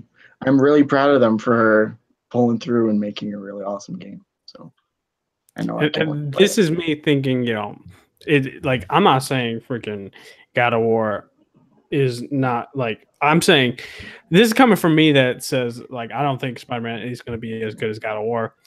I'm saying this as I think in terms of sales, Spider-Man will triumph over God of War. That's what I think. I'm the man already repping that freaking God of War will be game of the year. That's me. Yeah. but no way that I totally think Spider-Man will also, just in terms of what Sentry said with pop culture. What about you, Inspector? Review, and then you think it's gonna outsell it? Forgot about I no. I think the reviews are great. I think 87 is a great score, or like great aggregate score. Because I know, like, of course, the scores are all over the place. Man, that's a hard thing to say. But it's getting like a lot of 8s and 9s and 9.5s, which is good. And for sales, yeah, I do think it's going to be God of War just because of how big of a character Spider-Man is. There you go. At least I'm not the only one. Look at this photograph. Alrighty. Now the big thing that stirred the gaming community. We'll talk about that right now. Commodity. Spider-Man being downgraded. Photograph. And a lot of people said this, that the game is downgraded. Hashtag Puddlegate. Hashtag where are my puddle? No, I'm just kidding. But overall, I know, like people like Kofi and stuff like that, and they just had screenshots. They had the game, but they did not have the patch for the review copies, which changed a lot of things. They also didn't have the tools for the zooming in and stuff like that, which I've seen the pictures of the zooming in on their websites and stuff like that. And I was reading the article as well as I watched the video. And there are some noticeably different things with the retail and stuff like that. Like there was lower res, textures and stuff like that I was seeing with the E3 2017 demo. Like it did not look clear at all, which looked disgusting to me. And I was just like, what Wait, the heck? with E3 or with the retail version? No, the 2017. Oh. I was looking at that. Let me pull it up for you. You talking about the Paris Games Week? Mm-hmm. And then people were like, well, what about the suit? The suit looks different. And I was like, I was even the first one. I knew about this in November about the suit. A lot of people complained in Reddit, and Insomniac had to have a live stream about it with the Paris Games Week trailer, that the suit looked too damn shiny. And they were just like, okay, well, they had the artist, the art director in the live stream, as well as the creative director, saying that, it was great having the reflections on the suit and stuff like that. But because this was supposed to be real time, cloth and fabric, that they had to dial it back. They said this, and a lot of the gaming community didn't know about this in general because not many people follow the game like that. I follow the game. I saw the live stream and stuff like that. I wanted my name to be shouted out for donating money, but what you really mean is not many people did research. No, they didn't. And it is what it is. Like me, I knew about the suit thing, like for that in November. And then we also had, let me look, Digital Foundry, Eurogamer.net, Archive, yeah. It was interesting that the pictures that they showed and the article that they read, and I want to quickly talk this. Those expecting confirmation of a downgrade to Marvel Spider-Man when assessing final code should probably look away now. Having stacked up the final game against the E3 2017 presentation, our overall conclusion is that Insomniac is on the money here. There have been changes, as there are during the production of any game, but there has been no technical downgrade. In fact, we said that the final presentation is upgraded, and key respects both technical and artistic. And they showed some pictures, which is very interesting, which I can share real quick. Let me do this. I actually talked to some people about this. You see this shit. What the fuck? It looked not clear at all compared to the demo here with the suit. Looks very and stuff like that. And then you see here the guns and shit like that, and the clothing looks better in the final game and here. And then we see the suit fabric is more defined here than it is here, which is crazy. And then you see here, final game, can see the freaking emblem better. Oh no, this is puddles like, missing. That the puddles, oh man. And it's like, this looks better than the final game than the E3 2017. Puddle missing, downgrade. Downgrade, the puddle missing. And here, like, geez, Spider-Man looks really bad here. I'm not gonna lie, in the E3 2017. Yeah. And the final game looks way better. And then here, you can see more of the muscle defined than it is here. And the building here, you can see the interiors where there's like no interiors at all. And then in the videos, they went more into it, the sparks and shit like that. And they said, essentially with the puddles, right? They said the shadowing is better in the final demo, as well as the lighting. Cube spacing?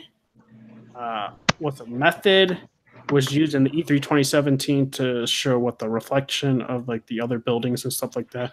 That they took a lot of it would take a lot of manpower just to put each of those puddles in every single different open, like in the whole entire open world. Whereas they had to do a different type of technique to save time and stuff like that. And not in terms of, what do they call it? Not in terms of that, it take too much manpower, too much time. And people were saying, oh, well, that's because they were using different hardware. No, he saw the E3 2017 being run on a PS4 Pro when it was being played. So it had nothing to do with, hardware issues, whether or not the puddles and stuff like that. And yeah, it was basically upgraded in in all those aspects, except for like if you want to say that puddle was more superior and that it was downgraded in terms of performance, it wasn't. Oh, people. It is what it is in terms of that. And that's just me. I think people that do get games early, because I didn't know that there were different patches, that the people that get the game early, and not talk about the reviewers, they don't get the patch. And I didn't realize that. Like, did you know that, Sentry? Well, don't all games have day one patches? So no, but like it's called a day zero patch. Yeah, but that's before day one. So no, the thing about those, I know about them. I don't really talk much about them because day one patches, no one usually really knows what they put in those at all. Mm-hmm. It's one of those things. Yeah, but the reviewers get a different. Like if somebody gets a game early, they don't get the patch, but the reviewers, they get the patch. So I didn't know that. Yep, they have the patch notes and everything. Pretty much crazy. Like that was like news to me when I was like seeing that. I was like, wow, did not know that happened. But yeah, overall, it did show, shut people up. There are some people, like, I love, in some of the communities, people did take the L and stuff like that. And I was just like, that's good for them. There are some people, don't want to, I won't name a name, but he's a big, like, I've had arguments with him on Twitter. I'll say that. And I consider him the J-Tech of the PC community. The PC community. Oh, man. I know. You know who. Like, no, I'm not talking about, like, Alex and them. No, I'm talking about that dude. That dude, he cannot take an L. It was just interesting seeing, like, him getting proven wrong, and then he won't, accept. And he also said some things about another YouTuber that I respectfully disagreed with, that he should have apologized to that YouTuber, but he didn't. But, it's neither here or there. But overall, it's been upgraded. Shadowings, lightings, more better. It's up to you whether or not you want more of the latex compound for the suit, or rather the, more of the actual like cloth. Well, that's just me. Sentry, what do you think about that whole situation there? About the, with Digital Foundry and stuff. All I can say is a lot of people get served humble pie. And a lot of people finally learned what I learned a long time ago, back when I was on my rah-rah, we gotta fuck the dev shit before I actually learned what really goes on. So I don't really say those things anymore at all because of the fact that I found out what happens. I saw this shit coming. That's all I can really say. My thing is, I know there's some people that still are arguing and saying like Digital Foundry doesn't know what they're talking about. They don't understand the coding and stuff, which I'm just like, bro, wait, what? It's like I give the example like this, and I even said this to Sentry. I was like, okay, Sentry. It's like I, do research on stocks and economics, and I invest in stocks. I didn't go to school for this, right? There's somebody that has gone to school, got a doctorate degree in the stocks and economics, subject, and you had to choose between that person that has a doctorate degree in that subject area or me. Who would you choose? You got a degree, dog? Nope. I'll fuck out my face then. No. That's what I'm saying.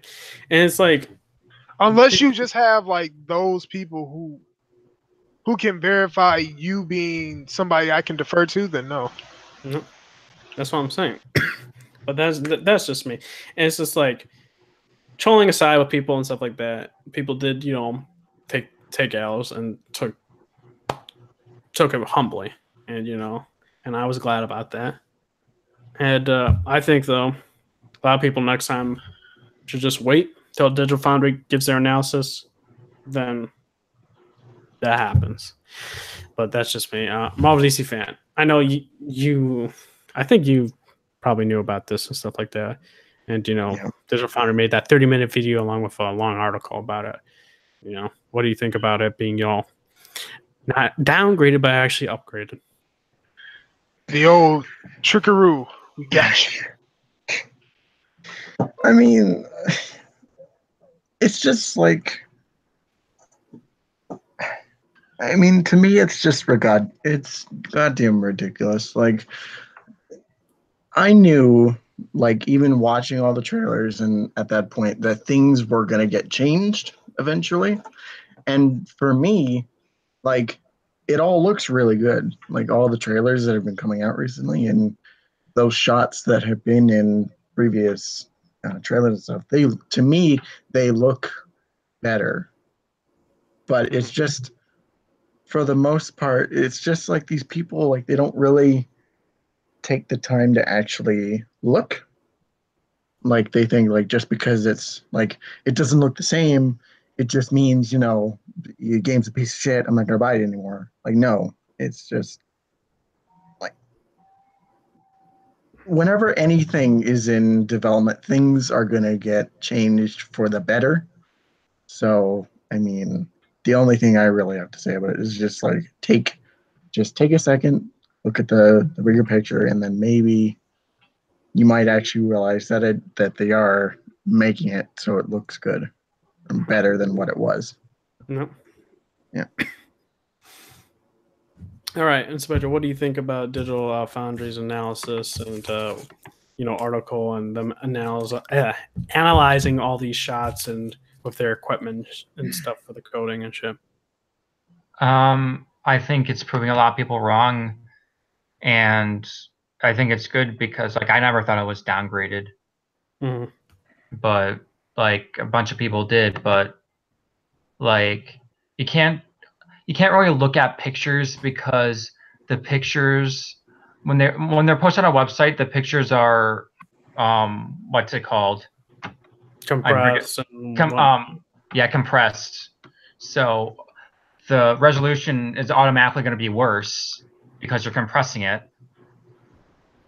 So, yeah. Gotcha. Mez, what you gotta say about this, my man? We beating the fuck out of this dead horse. Oh yeah, like, what you mean beating? The horse got blown up in this.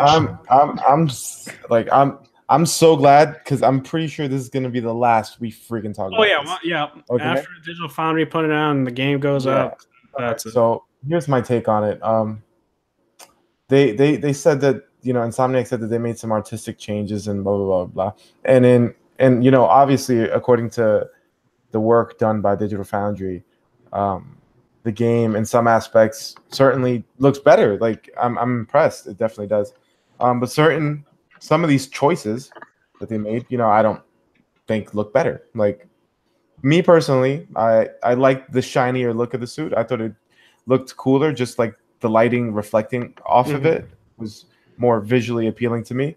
Yeah, I got you. And there's like a particular video that was shared by a few people. It's gone around of a time when like Spidey jumps off a building, and then Talking about where it goes through like a balcony or some shit like that. No, it's With his eyes wide off open. a building, you see traffic below, and then okay. in the final game, the traffic is like much reduced and whatnot. Yeah, Well, they said they obviously- fixed that with a patch. Oh, With the- okay. Like in certain aspects, I would say, I mean, I guess what triggered the fanboys was like the word downgrade. It looks different, and I don't think it's particularly for the better, and very few things, obviously, because like we just talked about, it looks better in most aspects, in many important aspects, which I'm happy about. Yeah. People who were wrong. Take the L, we take the yell, and it's all good. It's whatever. But one thing that really did it didn't upset me because it's whatever, but like it just made me roll my eyes for the last like 2 weeks or two. It's just like this crazy Sony defense force that's out there, bro. Wait. It's like they take this shit personally, they work for Insomniac. There's a defense force for everybody. The most notorious, of course, but we're talking about Sony right now, because obviously we can talk about the fucking Sony, the X bots and all these other people that defend fucking everything. But we're talking about Sony right now. The Sony ones are bad because of this one fact. I'll say this: they wouldn't let it go when they obviously had evidence contrary. It's like, bro, if you have evidence that points contrary, just shut your mouth and just say wait for the results. All right, that's fantastic. I'm tired of seeing Twitter, and even still to this day, people talking about handing L's to this person, that person. Yo, you were wrong. This and this and that. You were wrong. Ha ha ha ha. Where are these people at? Like, bro, okay, we get you. These people wanted people to take their L's and move on, but now these people who quote unquote got the W won't shut up about it. It's like it's so like cringeworthy, and like people are throwing hard R's at Kofi and okay, yeah. See that I disagreed with. That was with the whole downgrade thing. That's the extremist where I you see me, man. You probably saw that. No, I replied to him. I'm pretty sure you liked my tweet. So I was like, bro, what the hell is wrong with you? Yeah, his tweet was removed. I'm pretty sure because it got reported. It's a lot of fuck boys out there on that. And I will say, like, it's extremist on both, like in all platforms. In all caps. In all camps. I do think. Yeah. I'm sorry. This is the last thing I'm gonna say. Yeah. For anybody wondering, I'm not a fucking Xbox. I don't even own an Xbox. I don't give a fuck about Xbox. What's an Xbox? Call it how I see it. I don't give a fuck about Xbox. It's an Xbox. Anyways, go on. Yeah, my thing is, it's like, I agree. Like with the whole offensive thing, I think that was wrong. I do think that people take things way too far. I do think though, when people did say that there was no downgrade, though, they did get attacked for that. With in other camps and stuff like that, they got attacked by Xbox people. I barely did anything on Twitter. I think I just showed a screenshot with Kofi before he had the game, and Alex, and that was it. Where I didn't harass anybody, and then Kofi got the game. Then I was like, whatever, I'll keep quiet until Digital Foundry does their thing. But my thing is, there were people that said that it wasn't downgraded, that they did also get harassed, stuff like that. And I'm talking about extremists on all ends. And then once they did it, they wanted to, say, here's your L's. And I'm like, that's fine.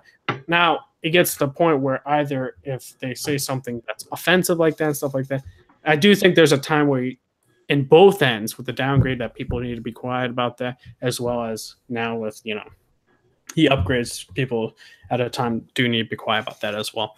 That's what I think. I do think, a lot of people were proven wrong today, yesterday. It is what it is. No one went to school for that stuff. It's like you have the preference, whether like what Med said, you like the suit or you like the more latex shiny suit that they had back then. they just went through. That was really what with that change with the suit, with the shiny reflectiveness, and that was based on Reddit and stuff like that. People were complaining, moaning about that. Either you like Spider Gimp or you like Clothes Man. Yeah. And they were just like, all right, we're going to listen to people on Reddit. It is what it is. And it happened. On that front. Overall, I'm getting the game day one. It's like the latex suit. What? He's a Spider Gimp, dog. What you mean? Man. Spider Gimp. Meds. Gotta defend yourself now. I like the look of the shiny suit, yeah. Sue me. Oh man. But overall, man, I'm gonna be broke tomorrow. Well, no, Friday. Because I'm a big Spider-Man fan. I'm getting the PS4 Pro bundle as well as the collector's edition Friday. Yeah, you tripping, son. Bro, you don't understand. I'm a big Spider-Man fan, dude. I'm a huge Spider-Man fan too, but you still. No. Listen, Man's live in New York. He a big Spider-Man fan. You over here really tripping. Dude, I have the Amazing Spider-Man run right now because Dan Slott's off that. Thank goodness gracious for that. As well as, Spectacular Spider-Man. You don't understand, dude. I'm a cheapskate, bro. Like let's just throw that out there. No, I got you, man. Like the only reason why I'm getting the collector's edition, I have what's that thing for Best Buy that they shut down? The Gamers Club Unlocked. Yeah, that's why. That's what I got for Oh, by the way, I rode the red Spider-Man train. By the way, people. Oh snap! Yeah, should have took some pics with it, my man. Cool. You know what? I wasn't thinking about it at the time. It's a very short train, though. It wasn't like a regular train line. It was a shuttle train line, which is only like 3 cars. So it's not like it was an entire 10-car train that was designed that way. It's a very short train. Yeah, I feel you. Also, I think they've also been doing that within UK with the buses and stuff like that as well. Yeah, I saw a bus like that on Twitter. That's crazy. I'm just like, the marketing is insane. This is what Tomb Raider should learn. Is have marketing like that. Oh, man. Yeah. And I feel like Sony spent less marketing on Spider-Man. I wouldn't even say they spent less. It's how they do their marketing. Yeah, I would guess. Every game has had a different way of doing it. But my thing is where's all that money going to in terms of marketing for that game? I don't see it. I don't see it at all. But I think that's it for the topics for today. It was great, guys. I guess we'll do our outros. I'll be the first one, of course. We're not gonna talk about Batista, or we just. Yeah. Batista, Dave Batista. He won't shut up. Hey, man, it is what it is. I completely forgot about that. Batista, he's saying he doesn't want to be on Guardians of the Galaxy 3. Because of the whole James Gunn situation, then now he's talking that if he leaves and they do a Drax spinoff, he's fine with another actor taking his place. My thing is like Drax doesn't need a solo movie. Like, it's not me trying to like harp on Drax or anything like that. Even in the comics, like there's a reason why Guardians of the Galaxy is Guardians of the Galaxy. They shouldn't get their own solo movie / like solo books because the same thing with Fantastic Four. Those characters work well together, not separate. You know what I mean? But I do think Batista is what it is. It's like you tried to make a difference and it just didn't work. I mean, I don't know if they'll take him out the contract or not. That's up to Disney. That's not up to us. I mean, they keep him. He has to be contractually obligated to act. Now, if he'll do a good job or whatnot, who knows? He has to. What do you think, Inspector? I think it's stupid. I think he should shut up because he's just digging himself a bigger hole. And if he keeps doing this, saying, "Oh, I won't work for Disney. I won't work for whatever," he's just eventually going to get blacklisted and just not be able to act anymore. Mm-hmm. He totally ruined. The reason why I think he became a movie star is because he wants to be The Rock, but no one can be The Rock because The Rock is The Rock. And no offense to Batista, but The Rock actually has charisma. Wow. Batista's enjoyable, but he's better when he's with people. If you see Batista in his movie Spectre, he did absolutely nothing. Spectre said one word and died. in Guardians of the Galaxy, like, yeah, he did stuff, but the thing with Guardians of the Galaxy is that James Gunn played to his strengths because he knew Batista wasn't the best actor, so he didn't give him that many lines. He just gave him all the physical stuff. But then in Guardians 2, he just became a joke. And he like didn't he for being Drax the Destroyer, he didn't really destroy anything. He just made crappy jokes with Mantis. So to be honest, like Batista is the most replaceable actor out of all the cast in the Guardians cast. Damn. You didn't watch him in fucking Blade Runner. I take it. Blade Runner, yeah, I seen him. That was his best role, but that's. I do think that was. I agree with that one. Blade Runner was his best role in terms of acting abilities. That was probably the best out of any movie. Like that's the reason I say he's a better actor than The Rock. But like, if you don't mind me saying this now, it's like in terms of like him saying the stuff he's saying, in terms of everybody has spoken up and said they really want this to be their last one, and I'm like, yeah. It was going to be everybody's last movie anyway. They were changing the roster. Yeah. So I'm like, okay. Yeah. Like, and like, I mean, I understand sticking to your quote unquote guns and sticking up for your mans. I understand it. Cool. But at this point, Marvel, not so much Marvel, but Disney as a company has hold it to the steadfast line of we're not hiring him back. And you just have to live with it. I mean, you don't have to do business with Disney after this point. Yeah. I mean, I'll just collect that check and keep my mouth shut, and then when I'm done with that check and that contract, I'm talking all the shit. Would you even do that though? Because like by that time, I mean, they're nothing gonna own Fox, you know. So it's like. But my thing is, at this point, you're solidified. You're Drax. You're that character. They can't really say shit. I know that, but like if he does like do that afterwards, he can't go to like Fox or Disney at that point anymore. Like, well, he can only go to like Paramount, WB. I mean, shit, they got money. Universal. That's about it. Listen, they got money. Shit, I'm taking the check. Mm-hmm. Yeah, I told you a long time ago, I'm a mercenary for hire. Whoever paying me the most. Yeah, that's true, bro. That's my boss. Oh man. What about you, Marvel DC fan? What do you think about this? I mean, like, I know, like he really like he wants James Gunn to come back, but like, just outright spoiling the Avengers 4 and doing all this crap, like, to me is just not worth it. Like, if you really wanted to get out of it, like, just find a way to renegotiate your contract so that like you can get out of there faster. But I mean, all the stunts he's been pulling for now, like it's just not really good publicity, like especially for like it's not gonna help matters on getting James Gunn back. But I mean there's not really much I can really say about it, but like it's just off. But. I got you. Mads, any comments about this? I agree with him in the sense that I don't think Gunn should have been fired. I respect him for sticking to his, that what his beliefs are, even though he kind of is going about it the wrong way. I wouldn't go about it in the way that he is. But I do agree with him.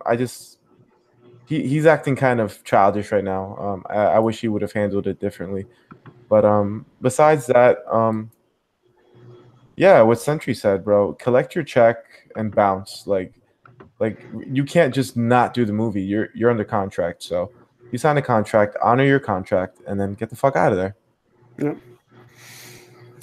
Well, I think that's actually all of it, right, Inspector? Nothing else? Yeah, nothing else. Alrighty. I guess we'll do our outros, right? Outros is good. gonna do my plug-in right now, guys. If you do enjoy the podcast, if you're watching this as a past broadcast, make sure to hit that like button and make sure to hit us up in the comment section below to let us know what you guys thought about the topics. If you agreed, disagreed, let us know as well.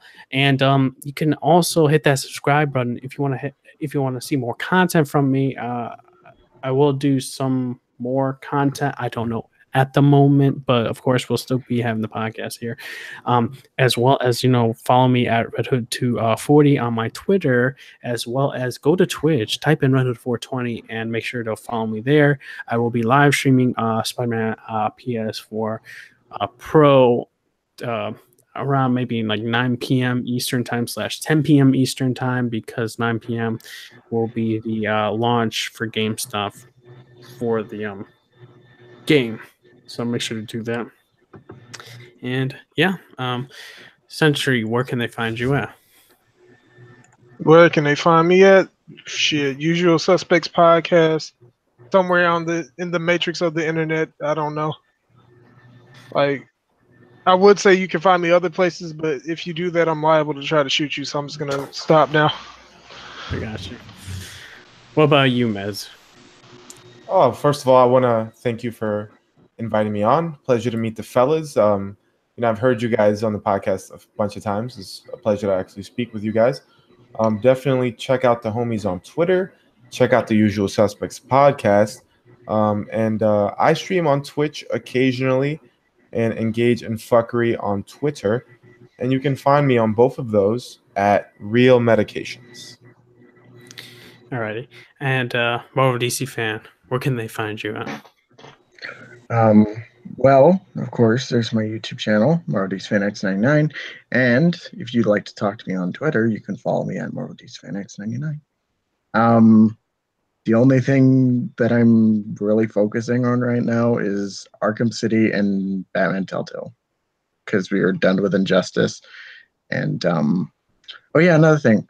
I occasionally stream on Twitch on Thursdays, do some Arkham Knight, so follow me on Twitch, MarvelDCFanX09 or 09. So get sub to me on Twitch because I really need money. I got you. But yeah, don't forget to subscribe and take care. Inspector, where can they find you at, my man? I'm only on Twitter. You can follow me at the Inspector. Oh, and you could also catch me on my other podcast, 52 Pickup, that I have with other friends. Is that on YouTube? I forgot to ask. No, it's on iTunes. It's on Spotify. Spotify? Oh snap! It's on Stitcher. It's on all those podcasting platforms. Oh, man, now I gotta get Spotify. Oh, 52 Pickup. Yeah. Gotcha. Oh shoot! I got you.